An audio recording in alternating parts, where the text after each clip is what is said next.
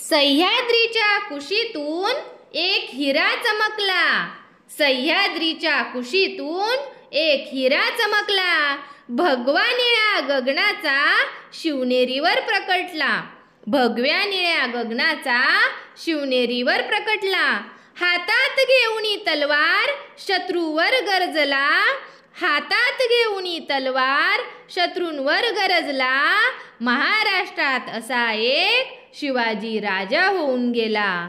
शिवाजी राजा होऊन गेला.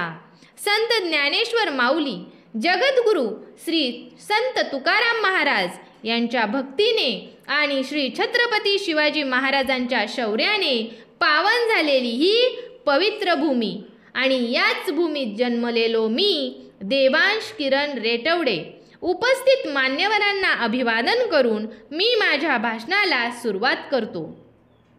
शेतकऱ्यांच्या मिरचीच्या देठालाही हात लावू नका, नाहीतर तुमचे हात कलम केले जातील, असे म्हणणारे छत्रपती शिवाजी महाराज. जिच्या कुशीत स्वराज्याचं देखणं स्वप्न निर्माण झालं त्या महान जिजाऊ, ज्या महान पुरुषाने हे स्वप्न सत्यात उतरवलं ते श्री छत्रपती शिवाजी महाराज, आणि ज्या वारसदाराने ते स्वप्न अंगाखांद्यावर झेललं ते छत्रपती संभाजी महाराज यांना माझा मानाचा मुजरा.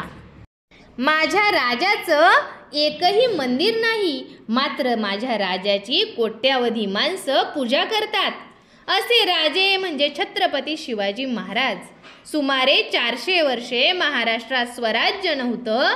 निजामशहा, आदिलशहा रयतेवर जुलूम करत होते. रयतेला पोटभर अन्न नव्हते आणि तो सोन्याचा दिवस उजाडला. 19 फेब्रुवारी 1630 रोजी जिजाबाईंच्या पोटी पुत्र जन्मला. शिवनेरी किल्ल्यावर जन्म झाला म्हणून शिवाई देवीच्या नावावरून शिवाजी नाव ठेवले.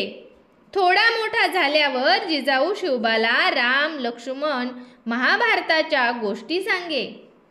शिवबालाही वाटे आपणही मोठे व्हावे, लढाया कराव्यात आणि रयतेला सुखी करावे. शिवबाने दांडपट्टा तलवार चालवण्याचे शिक्षण घेतले आणि सवंगड्यांना घेऊन वयाच्या 16व्या वर्षी तोरणा किल्ला घेऊन स्वराज्याचे तोरण बांधले. दगड झालो तर सह्याद्रीचा होईल, दगड झालो तर सह्याद्रीचा होईल, माती झालो तर स्वराज्याची होईल, माती झालो तर स्वराज्याची होईल.